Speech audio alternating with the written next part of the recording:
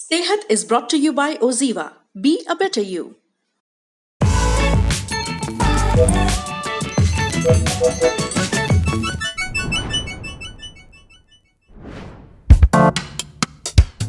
Internet होने की वजह से हर कोई किसी भी जानकारी को मिनटों में हासिल कर सकता है।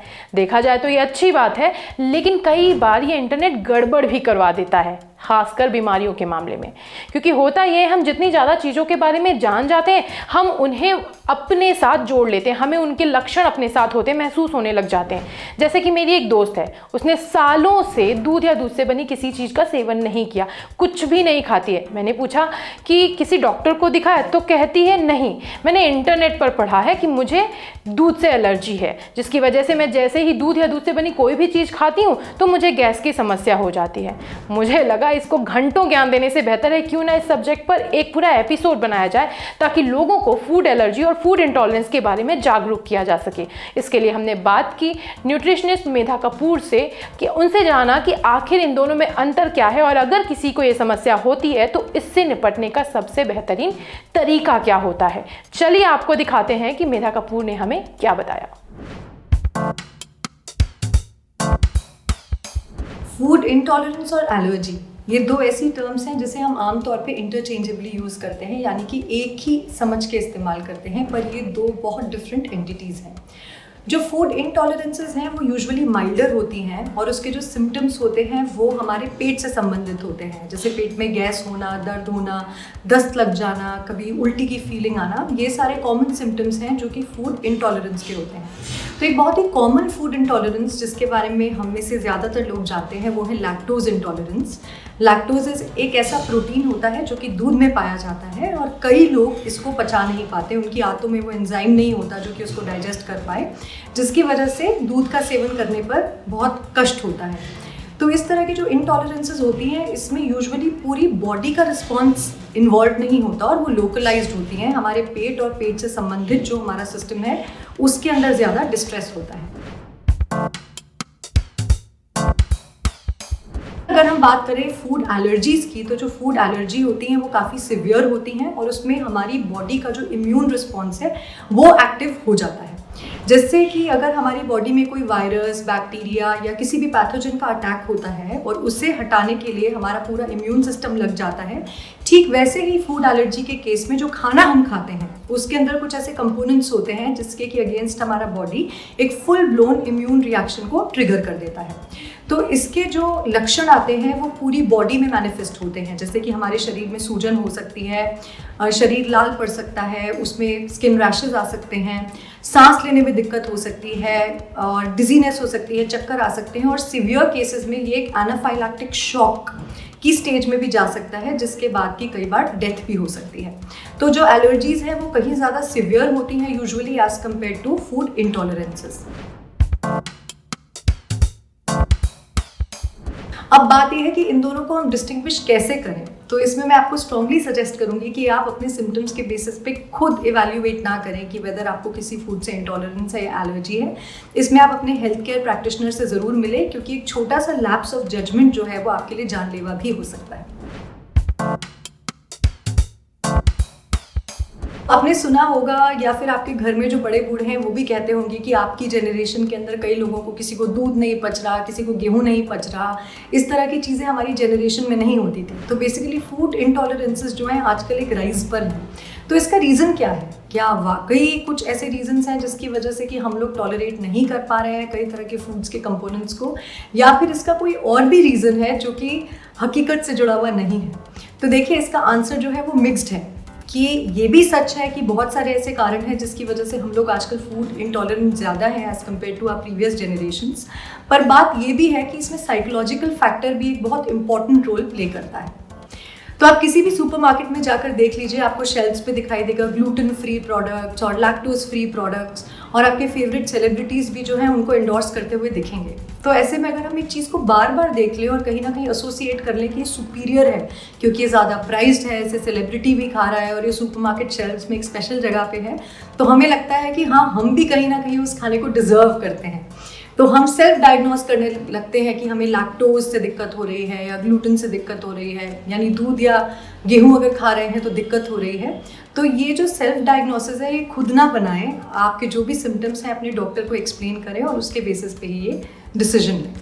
तो फूड इंटॉलरेंस है, एलर्जी है या कुछ भी नहीं है, इसको डिसाइड करने का काम आप अपने डॉक्टर पर छोड़ दें और जैसा जैसा वो आपको गाइड करें वैसी मेथडोलॉजी आप अडॉप्ट करें उसे मैनेज करने के लिए। तो जैसा कि डॉक्टर मेधा कपूर ने बताया कि अगर अगली बार आपको कोई भी फूड से रिलेटेड सिम्टम्स नज़र आते हैं और आपको ऐसा लगता है कि आपको एलर्जी या इंटॉलरेंस में से कुछ है, तो खुद डायग्नोज करने के बजाय अपने डॉक्टर से मिलिएगा और उनके साथ अपने लक्षणों को डिस्कस करिएगा ताकि वो आपकी सेहत के बारे में एक सटीक सलाह आपको दे सकें। खैर, ये तो बात हुई हालचाल की। अब हम बात करेंगे बालों के बारे में, जो बेहद ज़रूरी है अपने अगले सेगमेंट में तन की बात में। आजकल जिसे देखो उसे वही बालों की समस्या से जूझ रहा है। किसी को हेयर फॉल हो रहा है तो किसी को बाल झड़ने की समस्या है। एक तो गर्मी, ऊपर से पोल्यूशन। लेकिन क्या यही वजह है हमारे बालों की समस्या की? वजह है आपका हेलमेट। और ये हम नहीं कह रहे हैं बल्कि खुद hair expert doctor Govind Kamal Kishore Bharti जी कह रहे हैं। उनका कहना है कि हेलमेट लगाने की वजह से कई सारी दिक्कतें आती हैं, यहाँ तक कि फंगल इन्फेक्शन भी हो सकता है। हर दिन गंदा हेलमेट सिर पर लगाने से आपको इन्फेक्शन और बाल झड़ने जैसी समस्या हो सकती है। सबसे बड़ी बात यह है कि टाइट हेलमेट लगाने की वजह से घर्षण होता है और बाल झड़ने लग जाते हैं। कई बार तो लोग टकले तक हो जाते हैं। यही वजह है कि क्रिकेटर्स हेलमेट लगाने से पहले अपने सिर के ऊपर कपड़ा बांधते हैं। गंदा हेलमेट लगाने की वजह से एक्जिमा की बीमारी हो जाती है। इस बीमारी में सिर पर पपड़ी जम जाती है और त्वचा का रंग लाल हो जाता है। इसके अलावा तेल लगाने की वजह से भी हेयर फॉल होता है, क्योंकि तेल बालों को पोषण देने से ज़्यादा पोल्यूशन यानी धूल मिट्टी को अट्रैक्ट करता है, जो बालों में खुजली करता है और एंड ऑफ द डे आपको इन्फेक्शन हो जाता है। फंगल इन्फेक्शन होने का डर रहता है। इन्फेक्शन से बचने का आसान और सटीक उपाय है कि आप हेलमेट को नियमित तौर पर साफ करें और हर कोई, जो भी लोग स्कूटी या बाइक चला रहे हैं, वो अलग अलग हेलमेट का इस्तेमाल करें। अगर तेल लगाएं तो 1 घंटे के अंदर ही अपने बालों को धो लें। ये तो बात हुई बालों की, और इसके लिए आपको हेलमेट लगाना नहीं छोड़ना है बल्कि अपने हेलमेट की सफाई करनी है और साथ ही साथ वो सारे काम करने हैं जो डॉक्टर गोविंद भारती ने हमें बताए हैं। अब वक्त हो चला है आपको बताने का एक ज़बरदस्त टिप खुराक में, जो कि है हमारा अगला और आखिरी सेगमेंट।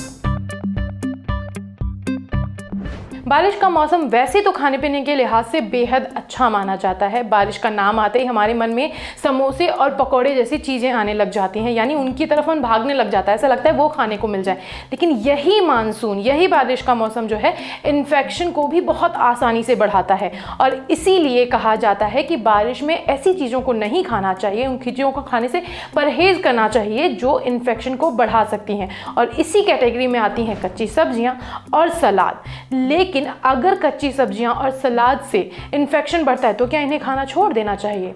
हमने बात की न्यूट्रिशनिस्ट स्वाति बाथवाल से और उनका कहना है कि इन्हें छोड़ना नहीं चाहिए। हमें कच्ची सब्जियां या सलाद को छोड़ना कोई सल्यूशन नहीं है, बल्कि इनको खाने का तरीका बदल देना चाहिए।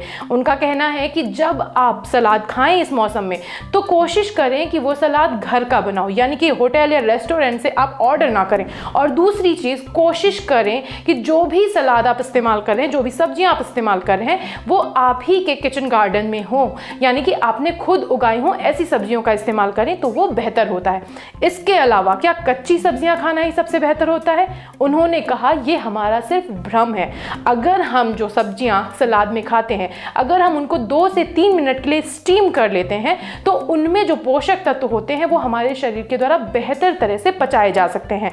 जैसे कि जो सब्जियों में सल्फर होता है वो हमें वेट लॉस में हेल्प करता है, और यहाँ तक कि जो स्टीम की हुई सब्जियां होती हैं वो थायराइड के मरीजों के लिए भी बेहतर मानी जाती हैं। और इसीलिए उन्होंने कहा कि सलाद ज़रूर खाएं, लेकिन अगर कोशिश करें उसको स्टीम करके खाएं। इस मौसम में ना सिर्फ आप इन्फेक्शन से बचेंगे बल्कि पोषक तत्वों को भी बेहतर तरीके से हासिल करेंगे। आज के एपिसोड में बस इतना ही। अगर आप डॉक्टर हैं और चाहते हैं कि हम किसी विषय पर अपना एपिसोड बनाएं तो आप स्क्रीन पर दिए हुए ईमेल आईडी पर हमें लिख सकते हैं। अगर आप ये वीडियो फेसबुक पर देख रहे हैं तो फेसबुक पेज लाइक करें। अगर यूट्यूब पर देख रहे हैं तो हमारे चैनल को सब्सक्राइब करें, बेल आइकन दबाना ना भूलें ताकि अगली बार जब हम अपना वीडियो अपलोड करें तो आपको भी नोटिफिकेशन आएगा। फिलहाल के लिए दीजिए इजाजत। नमस्कार।